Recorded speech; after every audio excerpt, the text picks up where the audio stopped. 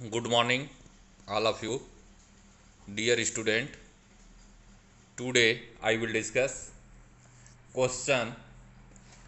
उस वृत्त का समीकरण ज्ञात कीजिए जो बिंदु 1, 1, 2, -1 और 3, -2 से होकर जाता है। इसके लिए फर्स्ट टाइम हम करेंगे ये कि हम लोग सब लोग जानते हैं कि ये दिए गए वृत्त का समीकरण होता है x square plus y square plus 2gx plus 2fy plus c equal to 0।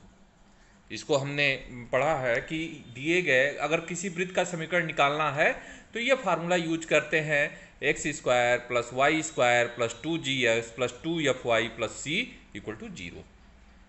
उसके बाद हम करते हैं ये हैं कि इसमें दिया हुआ है कि बिंदु 1, 1 यहाँ पे हमने लिख दिया क्या, ये इक्वेशन हो गया।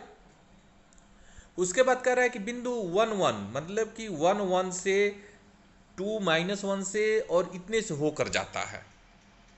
तो हम क्या करेंगे कि ये 1, 1 को एक 1 को हमने x मान लिया और एक 1 को y मान लेंगे, और जहां जहां x है वहां वहां 1 और जहां जहां y है वहां वहां 1 रख देंगे। तो ये वाला हमें इक्वेशन मिलेगा 1, 1 के लिए। देखो एक्स स्क्वायर की जगह पे 1 रखा, वाई स्क्वायर की जगह पे 1 रखा, 2gx मतलब 1, फिर 2fy मतलब 1 प्लस सी, ये हमें इक्वेशन मिल गया। ऐसे ही फिर से हमको दिया हुआ है कि बिंदु इतना इतना 2, 2 -1 ये इसके लिए दिया हुआ है। तो इसमें भी यही करेंगे कि x के जगह पे 2 रखा उसी इक्वेशन में और y के जगह पे -1 रख देंगे। मान लो कि 2 ये x के जगह पे 2 रखा तो यहाँ पे 2 का स्क्वायर हो जाएगा, -1 रखा तो y का स्क्वायर हो जाएगा, 2g और x की वैल्यू रख दिया तो 2g 2 हो गया, फिर 2fy तो 2f -1 प्लस c, ये इक्वेशन हमारा मिल गया। इसी प्रकार सिमिलरली हम क्या करेंगे, फिर से 3 - 2 से होकर जाता है तो एक बार अब क्या करेंगे, x बराबर 3 रखेंगे और y बराबर -2 रखेंगे। तो जब x बराबर 3 रखेंगे तो 3 का स्क्वायर और -2 मतलब कि -2 का स्क्वायर और 2gx मतलब 2g और x की वैल्यू रख देंगे 3 और 2f -2 मतलब y की वैल्यू रख देंगे प्लस c। कहने का मतलब ये है कि हमने क्या किया कि इस इक्वेशन में हमने एक बार 1, 1 रखा, एक बार 2 -1 रखा और एक बार 3 - 2 रखा, तो ये हमको मिला। अब इसको हम सॉल्व करेंगे। जब सॉल्व करेंगे तो देखेंगे कि सॉल्व करने पे ये 1 का स्क्वायर, सॉल्व करने पे ये 1 का स्क्वायर,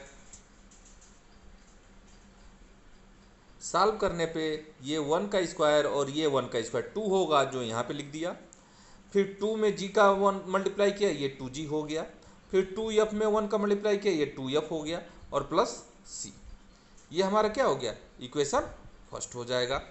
इसी प्रकार इक्वेशन सेकंड इसका नाम दे दिया। इसी सिमिलरली इसी प्रकार हम करेंगे ये कि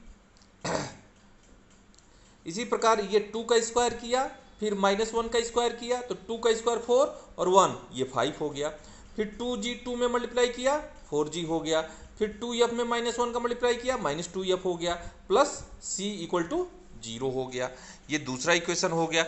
इसी प्रकार हम तीसरे इक्वेशन के लिए भी करेंगे। तीसरे इक्वेशन में किया तो 3 का स्क्वायर किया तो 9 और 2 9 4 13 हो गया, 2g में 3 का मल्टीप्लाई किया 6g हो गया, 2f में -2 का मल्टीप्लाई किया 4f हो गया प्लस c इक्वल टू 0।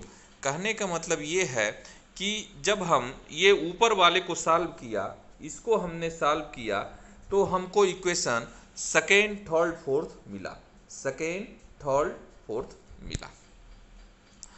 अब हम क्या करेंगे, इस इक्वेशन से सेकेंड थर्ड फोर्थ से हम एनी हाउ जी और एफ की वैल्यू निकालेंगे। जी एफ की वैल्यू इसलिए निकालेंगे कि इस जी एफ की वैल्यू हम इक्वेशन में रखेंगे। इस इक्वेशन में रखने के लिए जी एफ की वैल्यू निकालेंगे। तो इक्वेशन हमारा ये है, तो इस इक्वेशन में जी और एफ की वैल्यू रखने के लिए हम जी और एफ की वैल्यू निकालेंगे। अगर हम करते ये हैं कि इक्वेशन नंबर थर्ड से सेकेंड को घटाते हैं, अगर इस थर्ड से सेकेंड को घटाते हैं, तो अगर हम घटाते हैं तो तीसरे वाले समीकरण में से दूसरे को घटाते हैं तो हम देखेंगे कि ये 5 में से 2 चला जाएगा, 5 में से 2 जाएगा, 3 बचेगा और इधर ले आएंगे तो ये -3 हो गया। ठीक है, और फिर इसमें से इसको घटाएंगे तो ये हमारा घटेगा तो ये -2f और 2f 4f हो जाएगा, और 2g और 4g घटेगा तो 2g हो जाएगा, और ये हमको मिल जाएगा। वैसे ही फिर से चौथे में से तीसरे को घटाने पर, जब चौथे में से तीसरे को घटाएंगे, चौथे में से तीसरे को घटाएंगे तो इसमें होगा ये कि 13 में से 5 घटेगा, 13 में से 5 घटेगा तो 8 होगा और -8 हो जाएगा। ठीक है, और 6g में से 4g घटेगा तो 2g हो जाएगा, और 4 में से ये 2 घटेगा तो इस यहाँ माइनस साइन है वो प्लस हो जाएगा तो ये 6 हो जाएगा। ये हमको मिल गया इक्वेशन नंबर 5 एंड 6, एक नया इक्वेशन मिल गया। अब जब हम जानते हैं 2 वेरिएबल का इक्वेशन मिल जाता है तो ये कंफर्म है कि हम इस इक्वेशन में एनी हाउ कुछ करके इसका g और f की वैल्यू निकाल लेते हैं। सबसे पहले तो हम करेंगे ये कि 6 में से 5 को घटाएंगे।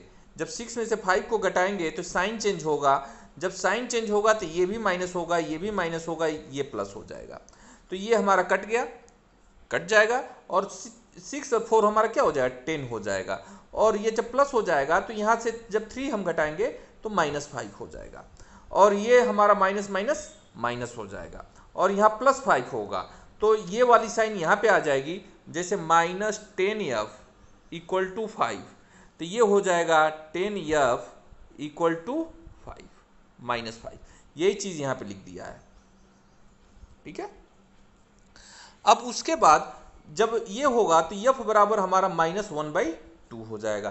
कैसे -1/2 होगा, तो अगर हमारा 10f = -5 तो f = -5 में 10 का डिवाइड करेंगे तो ये हमारा -1/2 होगा। ये हो गया, ये f की वैल्यू आ जाएगी। जब f की वैल्यू आ गई तो हम करेंगे ये कि ये f की वैल्यू हम किसी इक्वेशन में या तो थर्ड या फोर्थ किसी फिफ्थ या सिक्स में रख देंगे। मान लीजिए कि 1/2 रखा, ये 1/2 रख दिया है इसी वाले इस इक्वेशन 5 में अगर 1/2 रख दिए तो हम करेंगे ये कि अगर ये 2g सेम और इसमें f के जगह पे -1/2 रख दिया और -3 तो ये होगा 2g, और इसको जब सॉल्व करेंगे तो ये हो जाएगा -2 माइनस माइनस प्लस और प्लस इधर आके माइनस, तो ये हो जाएगा 2g = -5, और तब g = 2g = -5 तो g = -5/2 हो गया। जब इतना हो जाएगा g की वैल्यू निकल जाएगी तो हम करेंगे ये g f की वैल्यू करके उसके बाद हम इस इक्वेशन में रख देंगे, इस इक्वेशन में रख देंगे तो c का मान निकल जाएगा। इस किसी इक्वेशन इन तीनों में दोनों में से किसी इक्वेशन में रख देंगे तो c की वैल्यू निकल जाएगी। जब c की वैल्यू निकल जाएगी तो हमारे पास g पता चल गया, f पता चल गया, c पता चल गया, g पता चल गया, f पता चल गया, c पता चल गया, तो इन सब की वैल्यू हम इस इक्वेशन में अब रख देंगे जो हमारा समीकरण 1 होगा। तो मान लो कि ये हो जाएगा हमारा इक्वेशन x² + y², फिर इस g की वैल्यू रख देंगे और फिर f की वैल्यू रख देंगे और फिर c की वैल्यू रख देंगे और इसको सॉल्व करेंगे तो जो इक्वेशन हमारा आएगा वही हमारा अभीष्ट समीकरण होगा। कहने का मतलब कि अगर हमारा ऐसा इक्वेशन होता है, कोई भी ऐसा इक्वेशन कहता है कि उस वृत्त का समीकरण ज्ञात कीजिए जो बिंदु 1, 1, 2, -1 और 3, -2 से होकर जाता है, तो हम यही करते हैं कि एक एक बार इस तीनों पॉइंट को रख के वेरीफाई करेंगे और करने के बाद हम इक्वेशन बनाएंगे। इक्वेशन से g f c की वैल्यू निकालेंगे और g f c की वैल्यू निकालने के बाद मूल समीकरण में हम रख देंगे तो वही हमारा अभीष्ट समीकरण होगा। और ऐसे ही हम क्वेश्चन को सॉल्व कर लेंगे। धन्यवाद।